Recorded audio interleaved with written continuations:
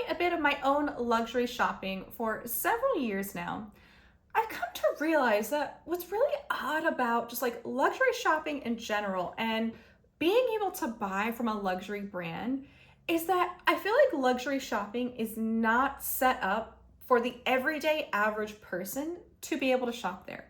And I'm not just talking about like money. Like, I think for a long time, I always thought of luxury shopping and like the only barrier to entry was money. Like, you just needed to be able to afford the things and then you could have the things.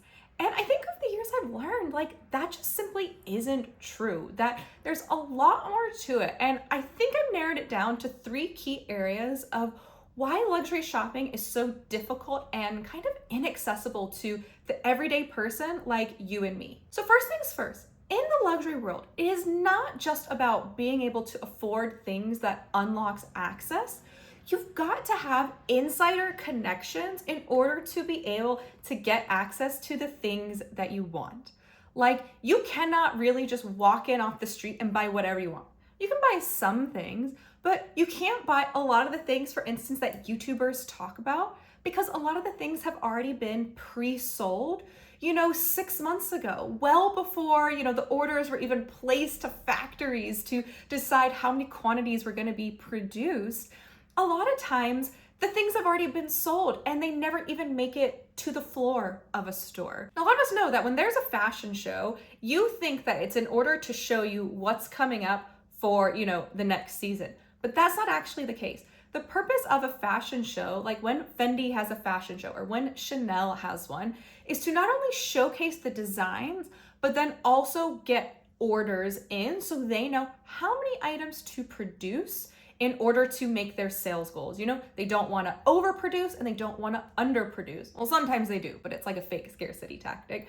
So they use the fashion show time to get orders from buyers from other department stores, so like other places that are stocking their goods. And they also use that time to get orders from customers. So, right after a fashion show happens, a lot of brands will call up their best customers and open up their pre-orders.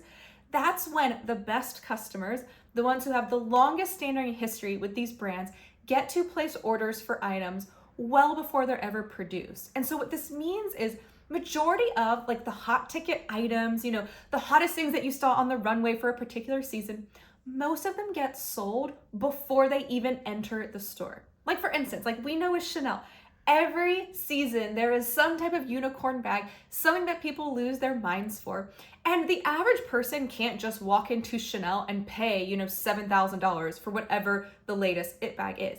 It's not that simple. You have to have shopped with the brand for a while, and you have to have built a relationship with a sales associate, or you have to have a personal shopper who's built a relationship with a sales associate in order to get offered those pre-orders, in order to be able to secure your items before they come in. So it's really frustrating because you can't just walk in off the street. You can't just go in and pay $7,000 to get a bag that you're interested in. You've got to have relationships with people, either with a sales associate, i.e. one that you've worked with for a while, one that you've spent money with and built up a rapport so they're willing to sell you the hottest bag instead of someone else, or the personal shoppers. And it's kind of frustrating because I think a lot of everyday people don't really know about this. And so they kind of like naively go into a new boutique and they're like, hey, I'm finally ready to buy my first Chanel bag. I'm finally ready to buy my first Hermes bag or Louis Vuitton bag. And they've been watching YouTube, they see all of the greatest bags and they're like, oh, I saved up my coins and I'm ready to go and buy them. And it just isn't that simple. And so I think it's very much so like an insider's club, which is really frustrating because I think that luxury really should be a little bit more democratized. At the end of the day, I'm a type of person where I'm all about the bottom line. And like, if your money is green, and everyone's money is, I think you should be able to get whatever it is that you want, especially if it's in stock. Now, I understand there's some places like Hermes where they don't always have stuff in stock, although I think they do have a lot of things in stock. They just don't tell the average everyday person. So I think it's just really frustrating that you've got to have these insider connections in order to be able to simply buy something that you saw online or something that you saw on the runway. That's really frustrating to me. But also, in addition to that, what's frustrating is the amount of money it takes in order to build these connections and in order to be able to secure these items, because it is not just the price of the item itself. It's a lot of other money that you have to spend. So, like I mentioned earlier, you've got to have relationships, either with sales associates or with personal shoppers, with resellers. And so in order to build a relationship with them, you've got to be spending with them. So you've got to have spent money with someone over a long period of time in order to build that relationship. So you've got cost inherently by other things that you've bought. Like we know, like a lot of people talk about like the Hermes game and things that you have to buy there in order to make your sales associate like their commission for them to make their money. So you have to spend a lot more than the price of an item in order to get access to an item. But in addition to that, like I mentioned, a lot of these items get pre-sold long before they ever make it to the store. So in order for someone to get pre-sold, you often either have to buy the item outright or you have to put a deposit down. And usually that deposit's at least 50% of the price of the item.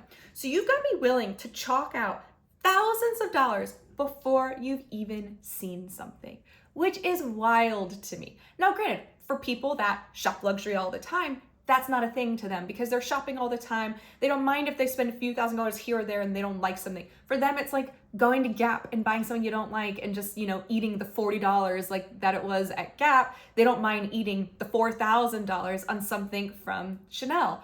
So it's really interesting to me. But in addition to that, luxury also requires a lot of money because we know inventory is scarce.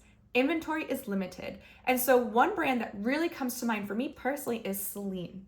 There are a lot of Celine bags that I love, and there are a lot that I've wanted, but you all know I've even had to pay for a Celine bag outright without ever having seen it or tried it on in person in order to get it sent to me. Because since inventory is so limited, they might only make 10 of something or 20 of something, and the units are all spread across the world. They're not just in your local Celine boutique. So when you find something that you want, like I did with my Celine Claude, and I knew I wanted it in the Arctic white color. I had seen it online. I loved it. I thought it was beautiful, but I couldn't buy it online and I couldn't buy it in store because they didn't have it. They had to order it in for me. So I had to put my money down. I had to pay for the bag before I even saw it, before I even tried it on, which is crazy to me that you can essentially give brands a loan of thousands of dollars just to be able to have the right to buy something. It's kind of crazy to me, like when you really think about it like that. And we know a lot of these brands don't accept returns, or they really try to discourage you from returning things, or you feel like you're going to upset your sales associate, the one that you've built up the rapport with, so you don't do it. So it's just like shopping luxury, in addition to needing to have like an inside contact, you also need to have a lot of money, way more money than just the price of a bag or the price of shoes that you want. You've got to have so much money in order to be able to shop there. It really is crazy to me. And finally, the last thing that I think is insane about luxury shopping that makes it really inaccessible to the everyday person is the amount of time it takes. The human capital that luxury shopping takes is wild to me. Sometimes I feel like shopping is a job, which is crazy because shopping is supposed to be fun. It's supposed to be joyous and we're supposed to enjoy it. And I do, don't get me wrong. But the amount of my own personal time that I spend either texting back and forth with sales associates, on the phone with them, in store, going back to see something that was ordered in because they don't have a lot of stock in store, or going back in to get something altered, then going on to try on the alterations. Luxury shopping is a full-time job. And so I feel like the only people that have that much time to truly shop luxury are people that don't need to work, They're ladies who lunch. They're people who don't have to worry about a day job. For me, I find it incredibly stressful because you all know I'm a very regular person. I work a marketing job, I work long hours. And so I'm busy during the week. I can't just go in and talk shop with my sales associates. I wish I could, but that's just not my reality. And so I don't have the time to spend building up the rapport, going to and from, the boutiques, or going to a different location to pick up the item there. I just don't have the time to do it. And I don't think a lot of other people do. And I don't even have my own family. Like, I don't have kids, I don't have a husband or a wife or anything like that. Like, it's just me and Joey. And so I am a single person that has a lot more time than the average person has on their hands in terms of free time. And if I find it too time consuming to shop luxury, I can't imagine how someone who's working multiple jobs feels, because they definitely not got to be able to have the time to shop luxury. Like, we know that luxury shops like encourage you to go in store. A lot of them don't allow you to buy online, or you have to call, their customer service line in order to buy online. And then they want to put you in touch with a sales associate. It is crazy how time consuming it is. So I just feel like between the amount of time that's required, the amount of money that's required, and the amount of relationship building and connections you need to have, I feel like luxury shopping is becoming really inaccessible to the everyday person. And that makes me really sad, because I remember like 15 years ago when I started buying luxury, it was really only about the money. Like, if you had saved up the money and you walked in somewhere, like, you could buy whatever it is that you want.